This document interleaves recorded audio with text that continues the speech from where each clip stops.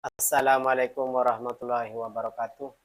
Salam hormat dari potong rambut kampungan buat para ahli potong di luaran, buat para senior-senior saya di manapun Anda berada.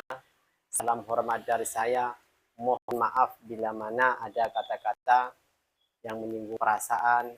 Mohon maaf, saya manusia biasa yang banyak salahnya. Jadi begini kawan, ini sambil duduk kawan. Duduk santai ini, ngobrol santai, ngobrol sama HP. Ini cuacanya di sini sedang hujan deras. Deras, kita buat konten. Kita buat konten ya kawan. Ini konten seputaran perpotong rambutan. Di mana saya melihat di dalam kandungan potong rambut ini, menurut seorang potong rambut kampungan, ini banyak sekali momen atau hikmah atau pelajaran di dalam dunia perpotong rambutan. Sangat banyak sekali. Saya ingin mengupas satu persatu tentang yang ada di dunia perpotong rambutan. Menurut saya, menurut seorang potong rambut kampungan. Jadi mohon maaf bila mana nanti ada perkataan yang tidak sinkron ya dengan kenyataan yang di luar. Mohon maaf, saya manusia biasa yang banyak salahnya. Jadi mohon maaf. Menurut saya di dunia perpotongan ini unik ya, unik dan menyenangkan ya. Ada menyenangkannya juga banyak. Yang jelas kita di dunia perpotong rambutan ini intinya, kuncinya adalah bagaimana kita untuk sabar itu. Kita melatih diri untuk sabar di dunia perpotongan. Perlu penting banget kita sabar. Kalau sabar kan kata si para ahli ilmu kitab, sabar itu kekasih Tuhan. Kita harus belajar sabar kawan. Jadi begini kawan, saya ingin mengupas satu momen yang sering terjadi di dunia perpotongan saya. Saya bercerita tentang kehidupan perpotongan saya sendiri. Ada momen unik dan menyenangkan, menyebalkan, dan macam-macam lah sebenarnya. Ada satu momen, langsung saja ke poinnya saja ya kawan.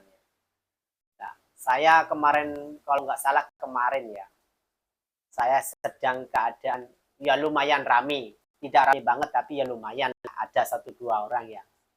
Kisaran malam hari, habis sekitar jam 7 ya. Dan biasanya di tempat saya itu setelah jam 6 sampai jam 9 itu lumayan. Tidak seperti siang harinya itu. Kemungkinan kalau siang hari kan karena banyak pelanggan yang kerja, banyak pelanggan khususnya anak muda yang sekolah kan gitu ya. Biasanya malam hari itu lumayan.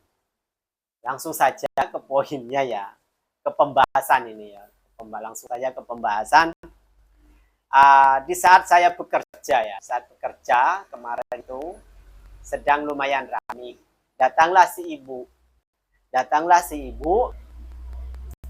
Kalau tidak salah itu pelanggan baru, menurut saya pelanggan baru. Seingat saya pelanggan baru. Dia datang bawa anak kecil kisaran umur 3 kalau 4 tahun ya. Nah, datang.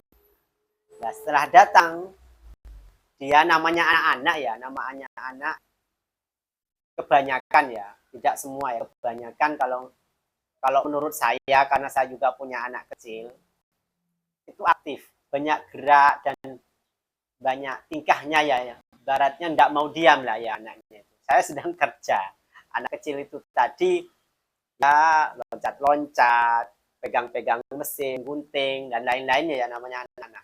Saya merasa biasa saja melihat anak kecil seperti biasa saja karena saya sendiri punya anak kecil. Yang tidak biasa, ini persoalannya Yang tidak biasa itu kawan, si ibunya. Kenapa dia diem pegang HP, asik main HP, sedangkan anak-anaknya, mohon maaf, mengganggu kerjaan saya. Ya, riku ya jadinya ya. Kalau ada anak kecil kan riku kan. Nggak mungkin saya dorong-dorong atau nggak mungkin kan, namanya anak orang kan. Mungkin kalau anak saya suruh duduk kan. Itu kan karena anak orang, ya saya hanya bersahabatnya, deh duduk duduk belakang deh kan gitu saya. Ya dengan bahasa halus yang namanya anak kan. Saya tidak mempersoalkan anak kecilnya, tidak. Yang saya soalkan, yang saya melihat keanehannya, kok si ibu kok dengan santainya, dengan pedenya ya, pegang HP nyantai, asik sendiri, anaknya mengganggu pekerjaan orang lain kan. Nah itu yang jadi saya melihat ibunya itu kok bisa ya seperti itu. Ya, minimal si ibu itu basa-basi lah sama anaknya. Adik, Aina, duduk nak, jangan ganggu masnya lagi kerja. Kan minimal seperti itu. Andai pun si anak dibilangin seperti itu tidak mau, ya sudah tidak apa-apa. Ini minimal ya. Kelihatannya kan apa namanya, si ibunya kan memperhatikan anaknya gitu loh. Walaupun tidak mau anaknya, namanya juga anak-anak kan ya kawan. Jadi kan biasa gitu. Ada juga anak-anak itu memang diem, itu ada. Tidak semua memang. Macam-macam ya kalau anak-anak itu macam-macam. Itu si ibunya itu kok dengan PD-nya, tidak ada basa-basi sama anaknya. Ayo nak duduk, jangan ganggu masnya, awas, jangan pegang-pegang gunting atau segala macam kan gitu ya.